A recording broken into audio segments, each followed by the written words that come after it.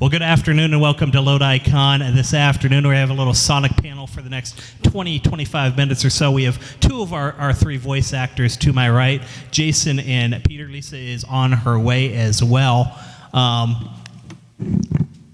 And because Lisa's late, she gets to, That's right. get my mic or whatever. But let's start out for you guys talking about voice acting in general. And what inspires you to do a voice that you see on paper? You see the written word, you see the script, and how do you get into that character when you see it in front of you?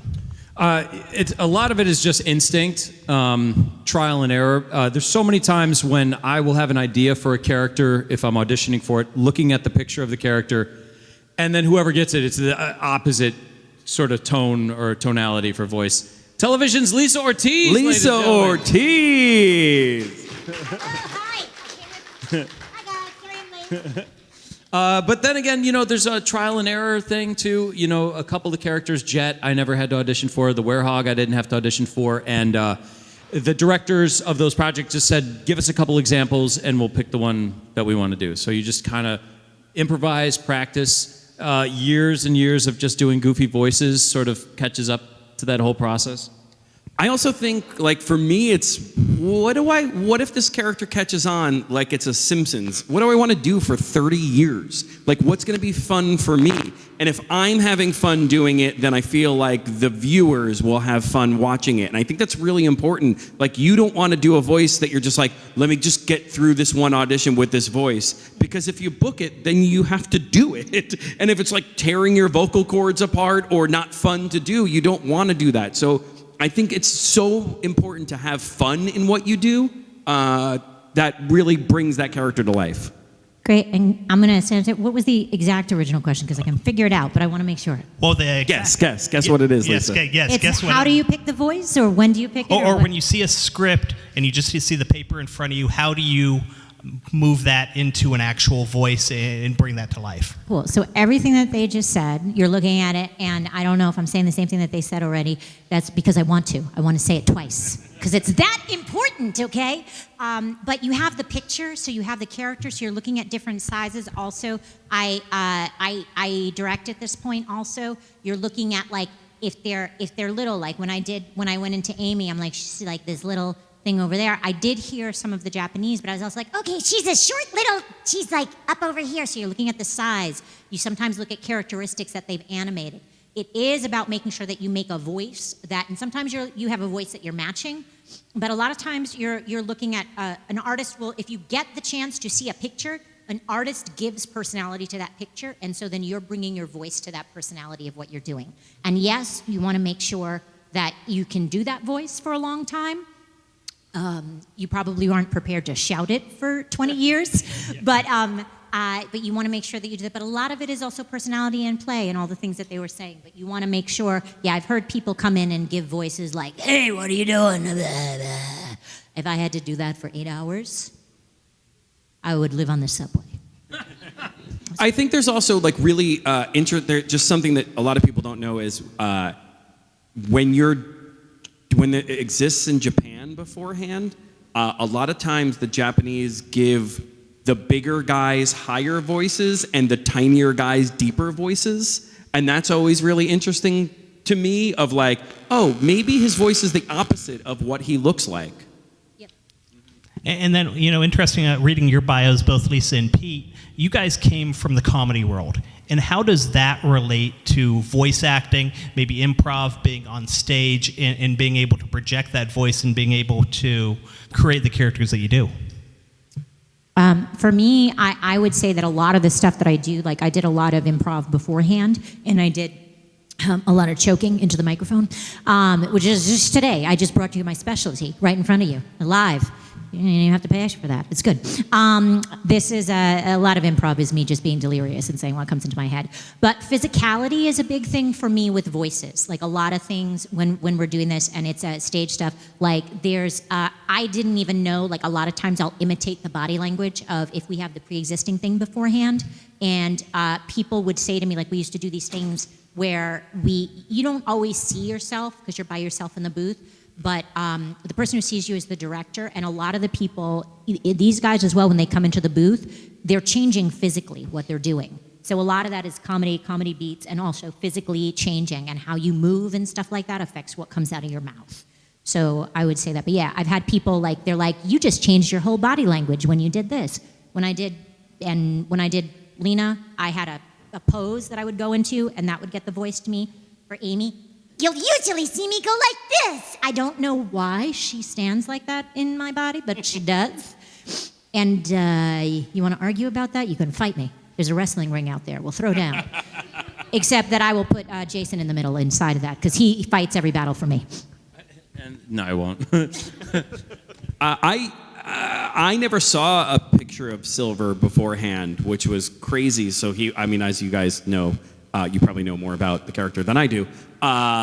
In 06, he was introduced in Sonic 06. So, and I told somebody else a story earlier, but I wasn't even there auditioning for Silver. I was at the production company auditioning for Teenage Mutant Ninja Turtles. A part that I didn't get, so don't woo it. And I was walking out the door, and they were like, "Hey, do you want to try this 14-year-old hedgehog?" And I said, "Well, absolutely, but tell me about him." And that's where the improv comes in to answer your question. Is okay, I love that you said physicality, because everyone is always like, "Hey, listen to this funny voice I can do," and I think that's great, and you should all be working on those voices. But as an actor, you have a multitude of tools, and your body is one that is so often forgotten. And I think that body language is so important. And so I was just okay, who does this kid remind me of? And I just pulled from inspiration and improvised the voice on the spot, because I had nothing else to go off of. And I think voice acting a lot of times is remembering someone that's in your own personal life, and that voice or that action that creates that voice. That could be. I based Shadow's voice on my roommate at the time named Carl. And Carl always liked to talk about his book he was writing with a cigarette in his hand and a glass of scotch. So I was like, why don't I try that voice? You heard it here first, guys. Shadow's real name is Carl. Carl the Hedgehog. Carl with a K. And Jason, one thing I read when they were doing an interview with you one time, you actually said that Sonic was actually going to be rated M for mature. Shadow. Oh, Shadow, yes. I don't know if that's completely true. I don't know if the rating system, I think it was brand new at the time, and I don't believe they knew what the rating for the game was going to be. So I do believe I dropped a couple SH bombs as Shadow. I don't think there were any F bombs. If there were, it was just my own having fun. As they do with these games, they'll just get a lot more material than they need. So in case they want to put something in, they don't have to pay you to come back. So we just give us some alts, give a couple instead of dams, and they never made them into the game. And I don't think they're coded into the game at all. There's not going to be a tape in 10 years of, hey, here are the outtakes. And we could do it right now if you want. Go right ahead. Where's that in fourth chaos? Sorry. Cover your ears, appropriate. children. Sorry, guys. Have them cover their ears first. Yeah, push it to cover their ears. Now, we do have fans in the audience. If you do have a question, please raise your hand. We can ask there are questions, so there you go. The Spider-Man outfit.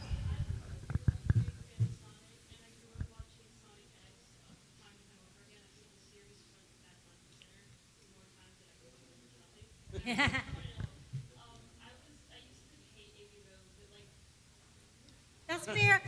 Cover your ears. No. Come. Tell me. Come at me. Come at me, girl. Come closer.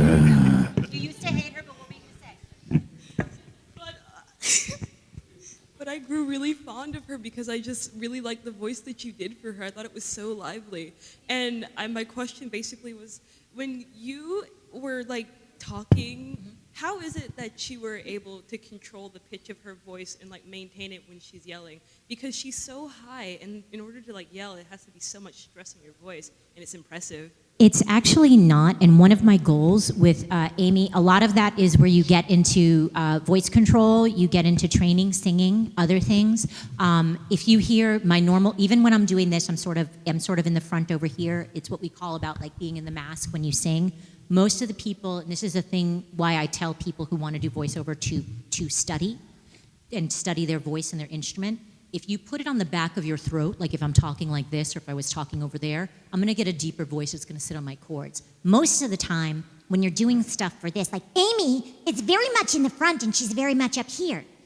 So if right now I'm a little scratchy, so you have to, give me that because I've been, yelling all day. But when you yell, one of the things that you want to do is sort of do that, and you're very upset. And it's also, if you notice that physicality, that's how she does this. That was, for me, one of the things that was very important when I was doing Amy, because I understand why you were like, everybody's like, what's going on? She is someone who's trying to be so sweet, and she's trying to be this, she's sweet girl. She's like very much in that like proper, but really she's someone who would run around and like hit people with a hammer and seriously has a little bit of an anger problem, okay? So she is trying so hard to be right, to be good, and then she just loses it. But yeah, a lot of that's breast support and figuring out how to place that. It's the same way that you would sing. And Jason and Peter, do you guys have certain techniques that you use, voice acting, to be able to do an 8-hour day, do weeks and days on, and to be able to save your voice? I think that's one of the most important things as a voice actor is you can't go in there and like we both had experiences where we had to do voices where it did hurt. Specifically your werehog, but I think what Lisa said is knowing your instrument. So like a guitarist isn't going to pick up a guitar and be like, I'm a guitarist. I don't know chords. I don't know how this works. I don't know how to make it louder or softer. I don't know how to finger pick. Like you're not going to get on stage with a guitar until you know how to play it.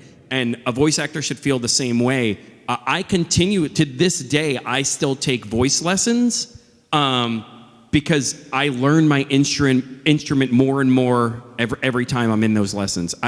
To me, it's study, no matter what you're doing.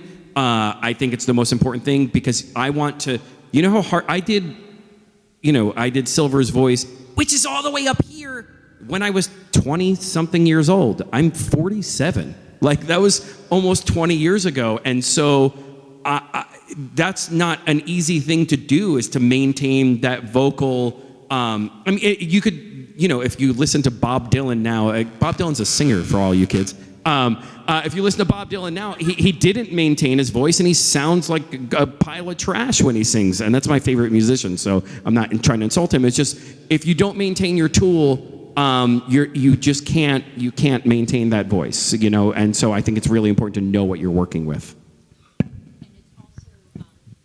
It's also very easy, like what you're like, what?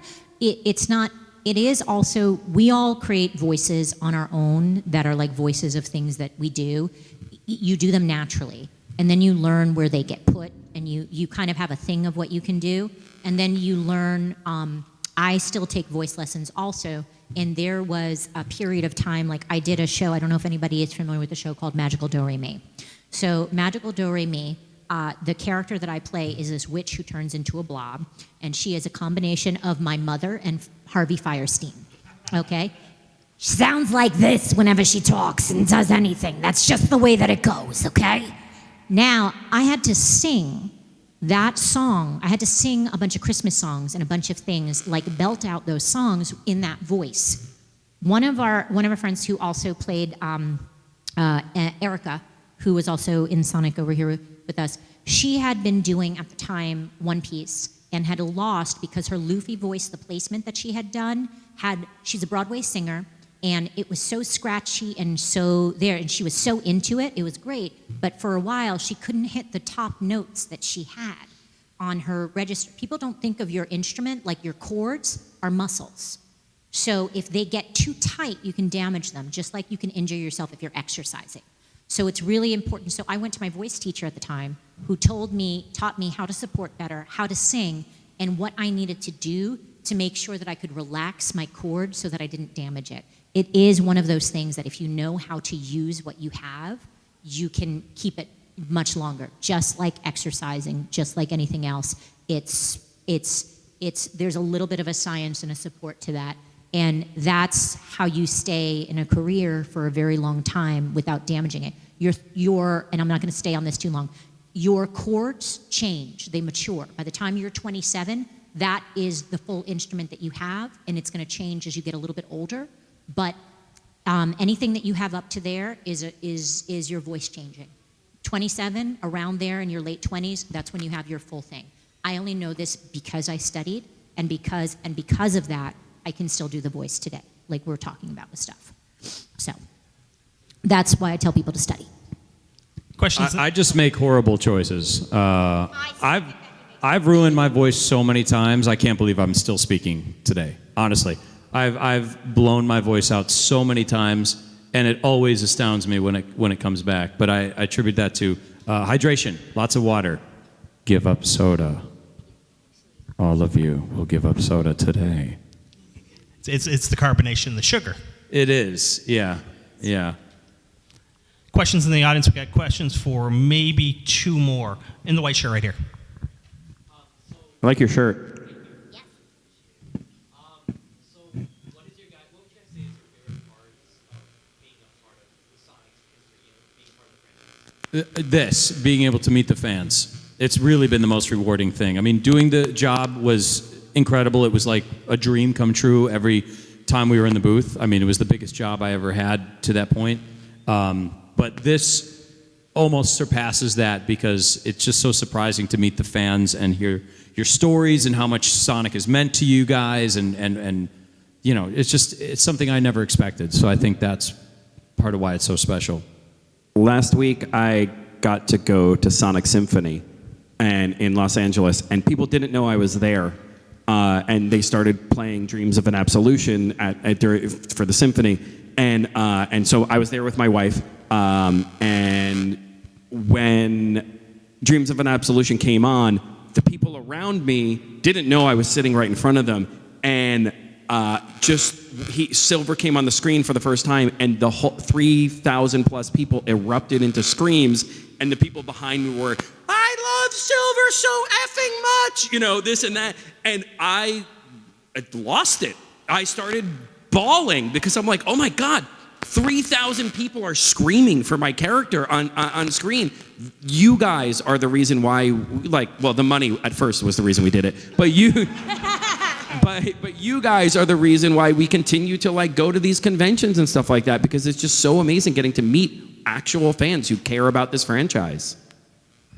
I second that. I'm so bummed that I missed Sonic Symphony for the second time. And we should have talked because the composer I know him, so we will go next time.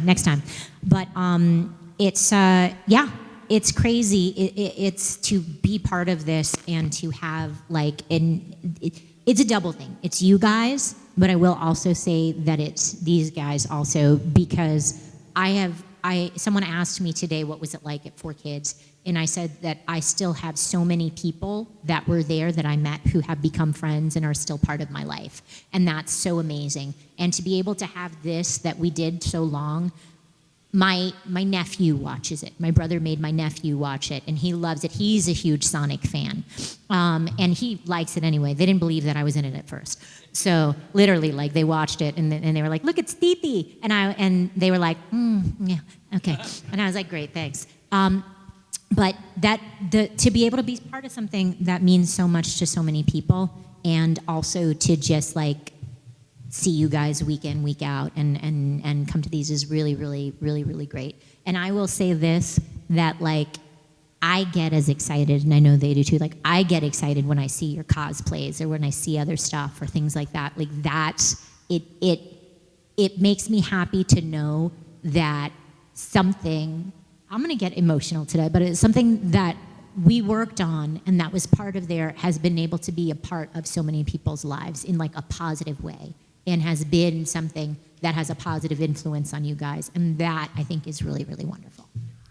Let's give a hand for Lisa, Jason, and Pete, part of our Sonic crew this afternoon at Lodi Con. You can see them off in the hall, get an autograph, get a picture, etc., etc. We're going to close out the panel discussions next with little Power Rangers, and then we're going to have the costume contest after that. So thanks to Lisa, Jason, and Pete for providing the entertainment over the last 25 minutes. Thank you guys for coming.